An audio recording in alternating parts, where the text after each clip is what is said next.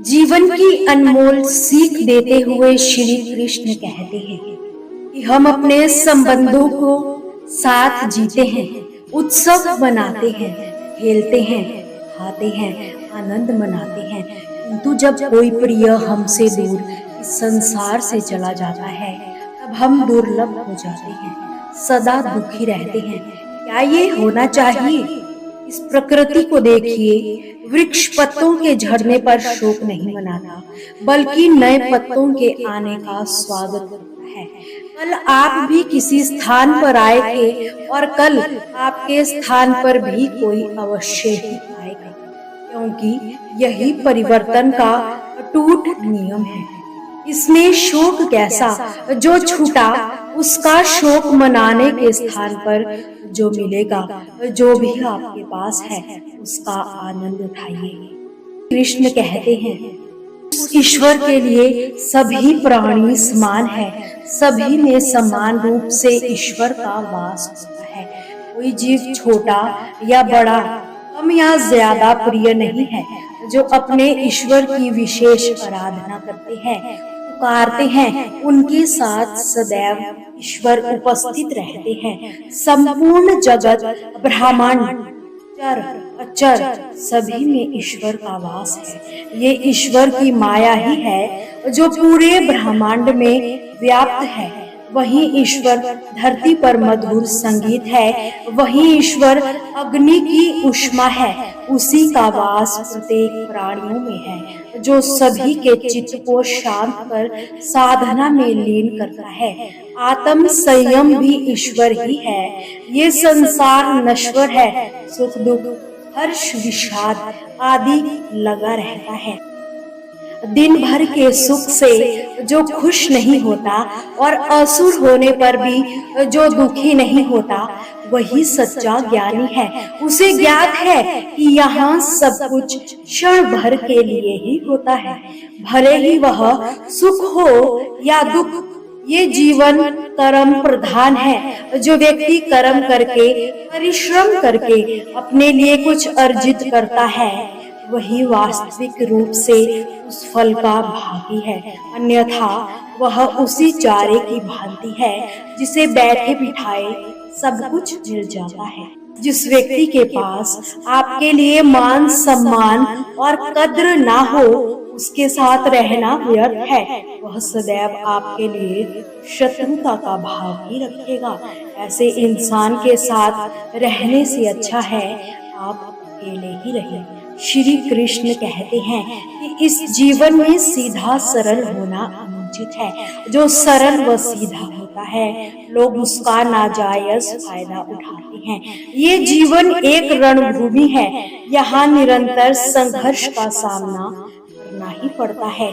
इस संघर्ष रूपी महाभारत में स्वयं अपना सारथी, अपना मार्गदर्शक और योद्धा खुद ही बनना पड़ता है।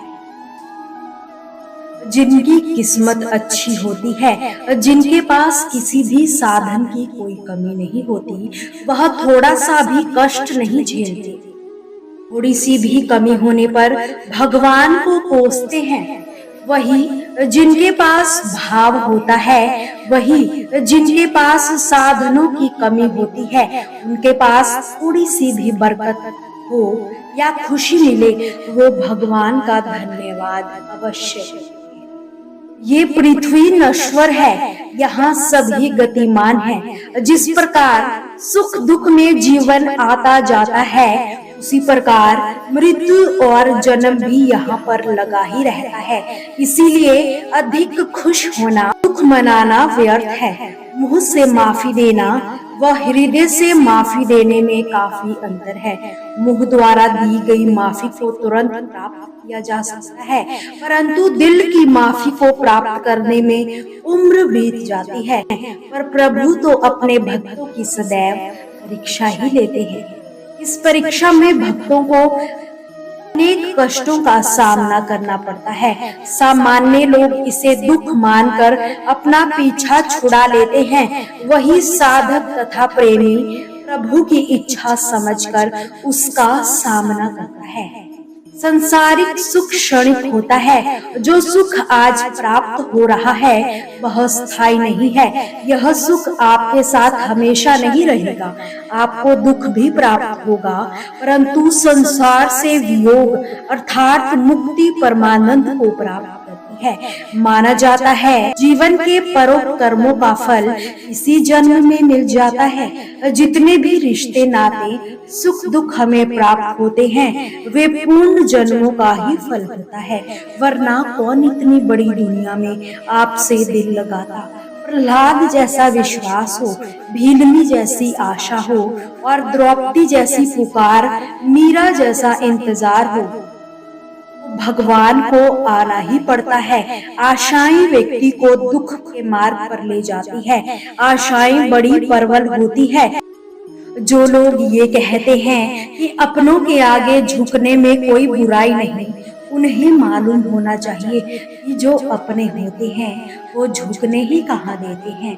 श्री कृष्ण कहते हैं कि जब से मनुष्य का जन्म हुआ है, जान पहचान व आज के युग में तो व्यक्ति का मूल्यांकन ही इससे किया जाता है। पहचान से मिला काम आपके पास तभी तक रहेगा जब तक कि आपकी उनके साथ मधुर संबंध रहेंगे।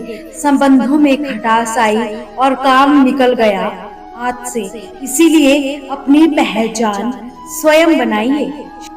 दोस्तों, आपसे फिर मुलाकात होगी श्री कृष्ण के अनमोल विचारों के साथ। हमसे जुड़े रहने के लिए हमारे चैनल को सब्सक्राइब जरूर करें। जय श्री कृष्ण।